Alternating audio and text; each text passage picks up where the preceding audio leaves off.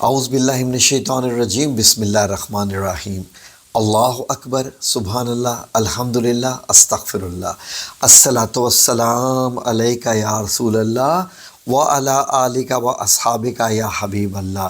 السلام علیکم ناظرین میری اللہ رب العزت سے دعا ہے کہ وہ نافرمان اولاد کو فرما بردار بنا دے، کیونکہ نافرمان اولاد دنیا میں ہی دوزخ کے مزے چکھا دیتی ہے، اور والدین کے خواب جب چکنا چور ہوتے ہیں تو وہ خود بھی ٹوٹ جاتے ہیں۔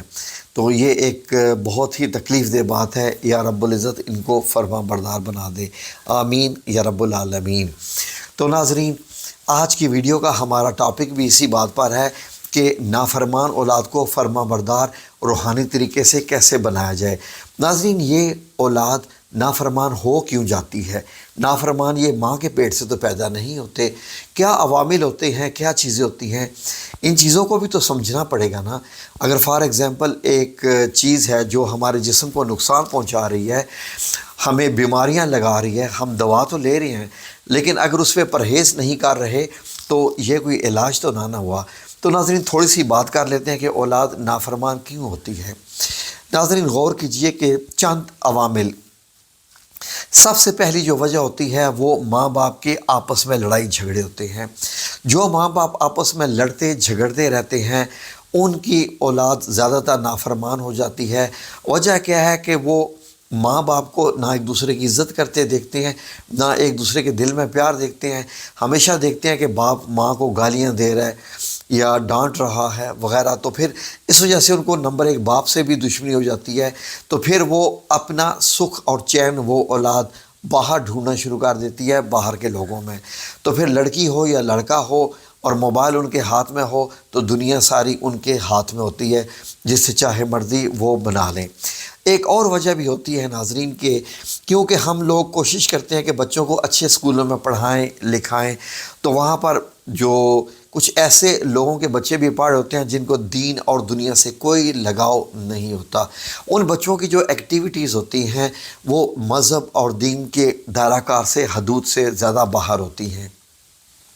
ان کے والدین اس کو اس لیے نہیں روکتے ان بچوں کو کہ ان کے پاس بہت پیسہ ہوتا ہے، اور ان کو اس چیز کی فکر ہی نہیں ہوتی۔ ان کو یہ پتہ ہوتا ہے کہ ہمارے پاس اتنا پیسہ ہے، ہمیں کوئی پرواہ نہیں ہے کہ ہمارے بچے کیا کر رہے ہیں، نہ کوئی ہماری عزت پہ، کیونکہ جو مالدار لوگ ہوتے ہیں ان کے بچوں کی حرکتوں پہ آپ کو معلوم ہے کہ پردہ ویسے ہی پڑ جاتا ہے زمانے کا، کیونکہ وہ لوگ امیر ہوتے ہیں۔ اور غریب کے بچے کا تو جو آنکھ کا بال ہوتا ہے وہ بھی لوگوں کو شہتی نظر آتا ہے۔ تو یہ کچھ ایسے ہی ہے ناظرین کہ غریب کے بچہ ہی ہمیشہ ہٹ لسٹ میں آتا ہے۔ تو ناظرین، ہمارے بچے جب ان لوگوں کے ساتھ پڑھتے ہیں تو ان میں ان کی عادات و اطوار یعنی ان کی خصلتیں بھی آنا شروع ہو جاتی ہیں۔ وہ ایک ایسا ماحول پسند کرتے ہیں جس ماحول میں روک ٹوک جو کچھ یہ کانسیپٹ ہی نہیں ہے۔ وہ ایک ایسا امریکی ماحول ہوتا ہے ناظرین، وہ جس میں قانون، جس میں مذہب، جس میں حدود، جس میں مطلب ہیومینٹی، یہ چیزیں بہت کم ہوتی ہیں، اس لیے کہ ان کو وہی ماحول چاہیے ہوتا ہے جس میں فریڈم۔ وہ ایک دو لفظ جو ہے وہ گھر میں ہمیشہ بولتے ہیں کہ ہمیں چل آؤٹ کرنا ہے، ہمیں فن کرنا ہے۔ اب فن وہ کیسے کرتے ہیں ساری دنیا جانتی ہے۔ اسی وجہ سے، یہی وجہ ہے کہ ناظرین ہمارے آج کل کے کالج اور یونیورسٹیوں نے یہ فن کے نام پہ جو ہے نا، یونیورسٹیوں میں ہلہ گلا، ڈانس، میوزک، فحاشت، یہ سب کچھ شروع کروا دیا ہے، کیونکہ ان کو معلوم ہے کہ نئی نسل کو یہی پسند ہے۔ تو ان کا تو کام کاروبار چلانا ہے، کوئی یونیورسٹی پڑھانا نہیں ہے۔ یہ ٹاپک ہے دوسری طرف چلا گیا ہے، لیکن بات نافرمانی کی ہے۔ جب والدین اپنی اولاد میں وہ خصلتیں دیکھتے ہیں، ان کے لباس دیکھتے ہیں، سب کچھ دیکھتے ہیں، ان کے ماحول، ان کے دوست دیکھتے ہیں، تو ماں باپ منع کرتے ہیں، اور یہ بچوں کو پسند نہیں آتا کہ ماں باپ ان کو ایسی حرکتوں سے منع کریں۔ تو وہ پھر کیا کرتے ہیں کہ اپنے دل میں یہ احساس رکھ لیتے ہیں کہ ہمارے ماں باپ ہماری خوشیوں کے دشمن ہیں، ہمارے اچھے ماحول کے دشمن ہیں، ہمارے فن، ہمارے چل آؤٹ، ہمارے عیاشی، ہمارے گھومنے پھرنے کے دشمن ہیں، تو دشمن ہے تو دشمن ہے۔ اب وہاں پر تو کوئی بات نہیں چلے گی۔ اب ایسے میں اگر ماں باپ زور لگانا شروع کر دیں اور ان بچوں پہ چیخنا چلانا شروع کر دیں تو آلریڈی بچوں کے دل میں تو دشمنی سلگ رہی ہے، تو وہ جو کوئلے سلگ رہے ہوتے ہیں دشمنی کے، نفرت کے، وہ آگ پکڑ لیتے ہیں، اور آگ اتنی زیادہ ہو جاتی ہے کہ وہ پھر ماں اور باپ اور بچے گھر کو جلا کے راکھ کر دیتی ہے۔ اس لیے کہ بات پھر آواز اونچی ہونے پہ آ کے گالی گلوچ، مارنا پیٹنا، اور اس کے بعد پولیس اسٹیشن پہ جانا، کیا سے کیا ہونے شروع ہو جاتے ہیں۔ ناظرین، یہ تو ایسے مسائل ہیں، یہ جو ماحول ہیں، یہ میں نے آپ سے بات کی ہے کیونکہ یہی نافرمانی ہوتی ہے، اس لیے میں نے سوچا کہ آپ کو سمجھا دیا جائے۔ اب جن والدین کے بچے ایسے ہو جائیں تو ان کے پاس یہ حل نہیں ہے کہ وہ بچوں پہ چیخیں چلائیں۔ اگر آپ ان کا موبائل چھینتے ہیں یا ان سے ان کی وہ دوستی چھینتے ہیں جو ان کو خراب کر رہی ہے، تو آپ ان کے مزید دشمن بنیں گے۔ اب آپ کو کیا کرنا ہے؟ آپ کو ایک تو اللہ سے مدد لینی ہے اور اپنے اندر بھی چینجز لانی ہے۔ کیا کرنی ہے کہ آپ زیادہ سے زیادہ اپنے بچوں کو وقت دینا شروع کر دیں، ان کے دوست بن جائیں اور دیکھیں کہ وہ کیا چاہ رہے ہیں، ان کے دل میں کیا ہے، وہ کیوں گھر کے ماحول کو برا سمجھ رہے ہیں۔ تو ناظرین، ان کے دوست بنیں اور ان کو اچھے وقتوں میں، جھگڑے میں مت سمجھائیں کہ تمہارے میں یہ خرابی ہے۔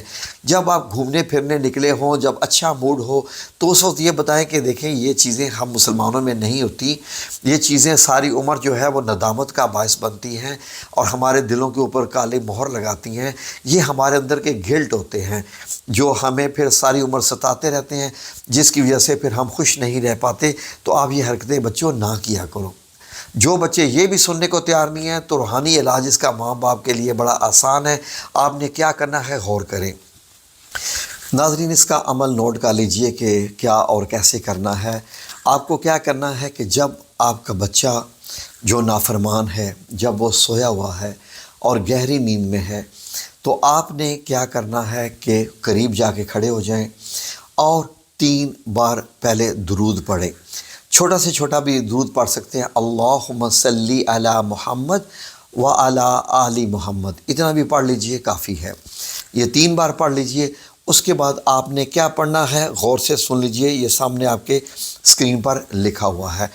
اب آپ نے کیا کرنا ہے، یہ 3 بار پڑھنا ہے آپ نے، بسم اللہ الرحمن الرحیم، بل ہوا قرآن مجید فی لوح محفوظ، یہ والا ایک بار پڑھا، پھر بسم اللہ الرحمن الرحیم بل ہوا قرآن مجید فی لوح محفوظ، پھر تیسری بار بسم اللہ الرحمن الرحیم بل ہوا قرآن مجید فی لوح محفوظ۔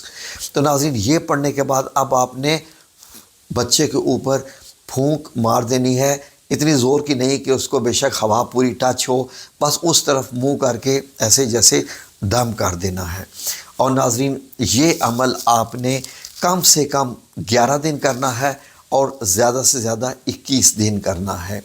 اس کے بعد آپ دیکھیں گے کہ آپ کے بچے میں انشاءاللہ باذن اللہ تعالی تبدیلیاں آنا شروع ہو جائیں گی، اس کے مزاج میں، اس کی حرکتوں میں، اس کی آواز میں، اور ایسی تبدیلی آئے گی کہ انشاءاللہ آپ خود حیران ہو جائیں گے۔ لیکن آپ نے اپنے موڈ کو لو رکھنا ہے، اپنے ٹیمپر کو لو رکھنا ہے۔ اتنے ذہن میں رکھ لیجئے کہ آپ بھی آگ بن جائیں اور بچہ بھی آگ بن جائے تو آگ اس سے بھڑکتی ہے، آپ کو پانی بننا پڑے گا اپنے بچے کے سامنے، مجبوری ہے۔